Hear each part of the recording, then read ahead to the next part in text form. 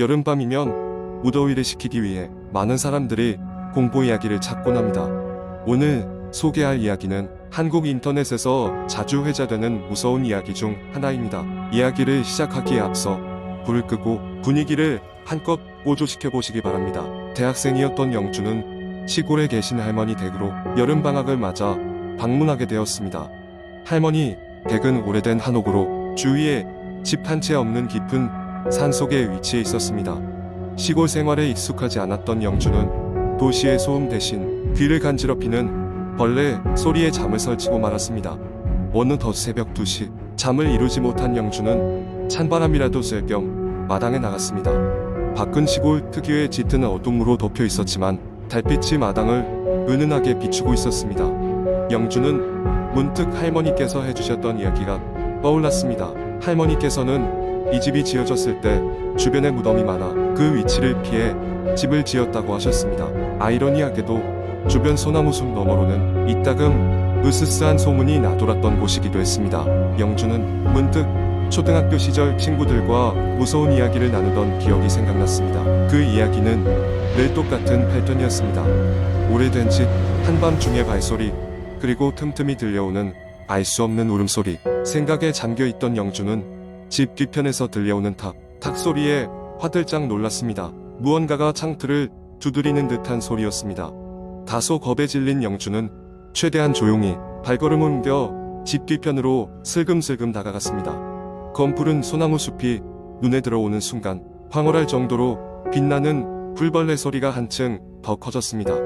그러나 이야기가 무르익어가는 이 순간 영주는 갑작스러운 공기가 무거워짐을 느꼈습니다.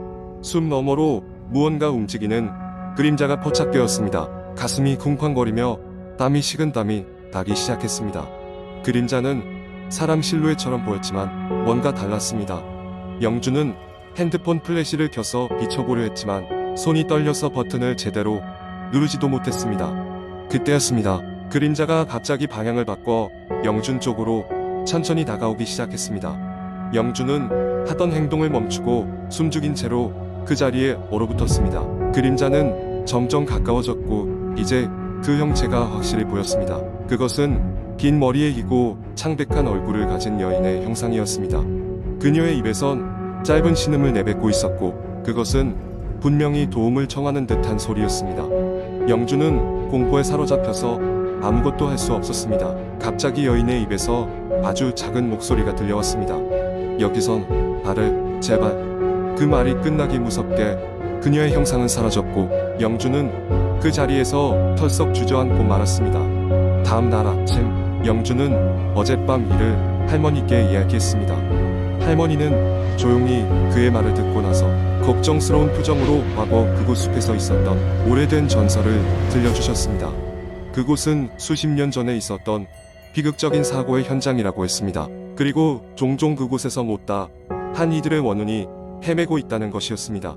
그 이후로 영주는 그 집을 방문할 때면 늘 조심하게 되었습니다. 그리고 가끔씩 그 밤의 기억이 꿈속에서 다시 나타나곤 했습니다. 그날의 그녀는 여전히 숲 어딘가에서 구원을 바라고 있을지도 모릅니다. 이 이야기는 수많은 사람들에게 두려움을 안겨주었고 여전히 인터넷에서는 그곳에 가봤다는 사람들의 후기와 목격담이 이어지고 있습니다. 영준의 이야기를 들은 여러분도 그 숲 근처를 지나가게 된다면 조심하는 것이 좋을 것입니다. 누군가의 절박한 외침이 들릴지도 모르니까요. 이렇게 무서운 이야기는 언제나 여러분의 머리와 마음 깊숙이 여운을 남기곤 합니다. 여러분도 주변에서 이런 이야기를 전해 듣게 된다면 그 이야기에 숨어있는 진실을 한 번쯤은 생각해보는 것도 좋을 것입니다. 두 번째 이야기. 어느 조용한 시골 마을의 한 가족이 새로운 집으로 이사를 갔다. 그 집은 오래된 한옥이었고 오랜 시간 동안 아무도 살지 않은 곳이었다. 하지만 가족은 저렴한 가격에 매력을 느껴 이사를 결심했다.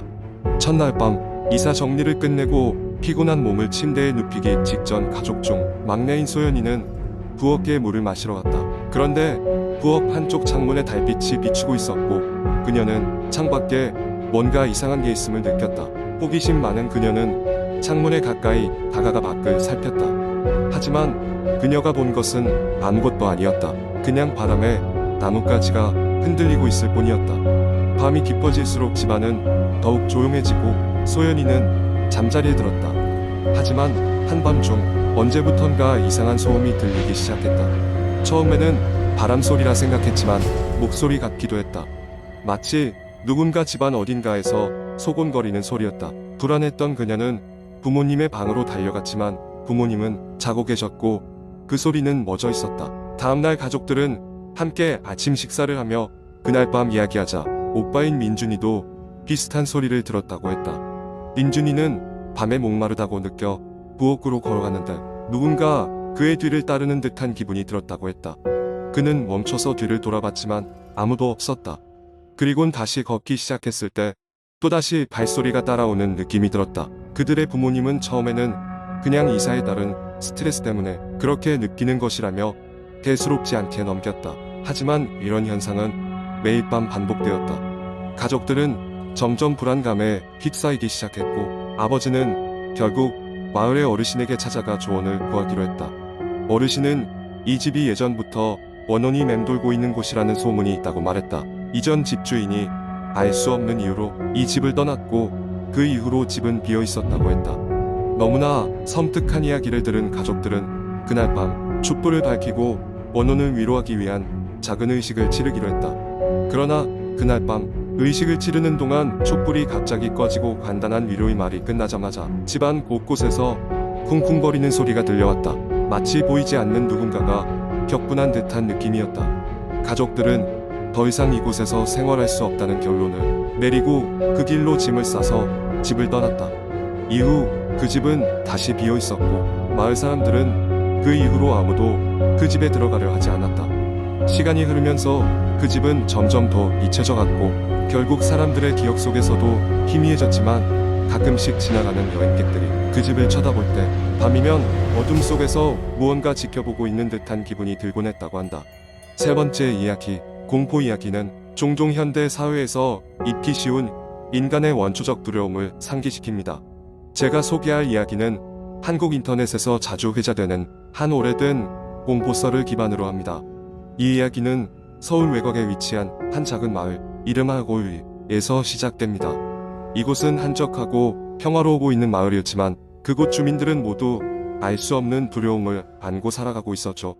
마을에는 매년 초가 되면 어김없이 사람 하나가 사라지는 이상한 전통이 있었습니다. 그리고 그 실종자들은 결코 발견되지 않았습니다.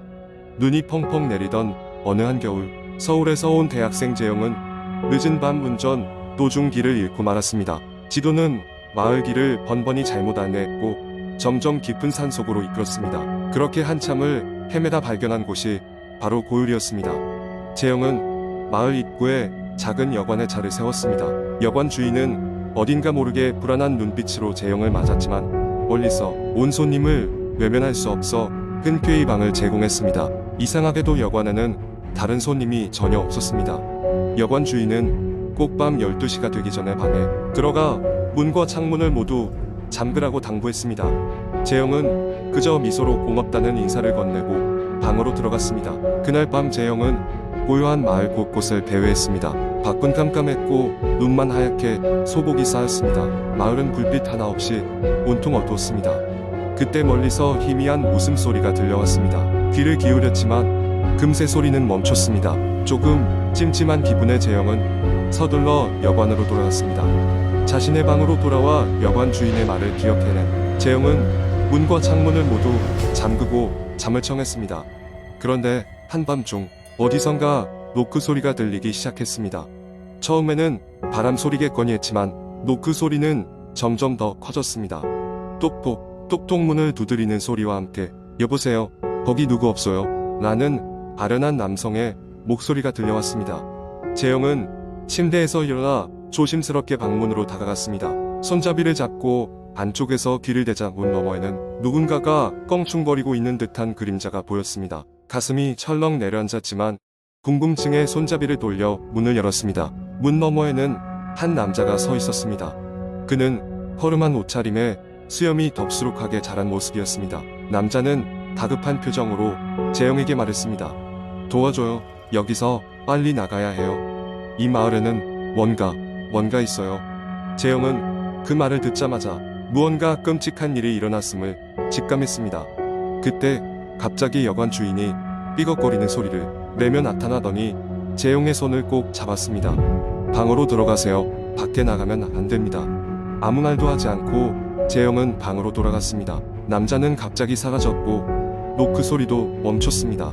여관 주인은 밖을 한번 슬쩍 보더니 조용히 문을 닫고 자리를 떴습니다. 다음 날 아침 재용은 여관 주인에게 어젯밤 있었던 일을 물었습니다. 여관 주인은 한숨을 쉬며 말했습니다.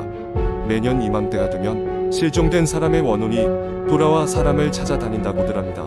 그 원혼을 따라가면 다시는 돌아올 수 없다고 해요. 그 이야기가 끝나자 재영은 한시라도 빨리 이곳을 벗어나야겠다고 생각했습니다. 짐을 챙겨 서둘러 마을을 떠났습니다.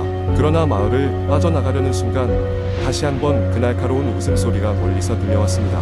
어딘지 모를 두려움에 재영은 악셀을 밟아 마을을 벗어났습니다.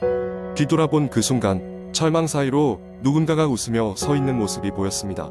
그로부터 몇 년이 지나도 재영은 그날 밤의 기억을 잊을 수 없었습니다. 그리고 그 마을은 여전히 그때처럼 눈에 덮여 고요히 잠들어 있었습니다. 이 이야기는 그저 전설로 들려오는 것일 수도 있지만 여전히 누군가는 매년 초가 되면 고요리에서 사라지곤 한다는 소문이 돌고 있습니다. 당신도 모르는 사이에 그 마을에 발을 들이지 않도록 오늘 밤 창문과 문을 잘 잠가두는 것이 좋겠습니다. 누군가가 노크하더라도 말입니다.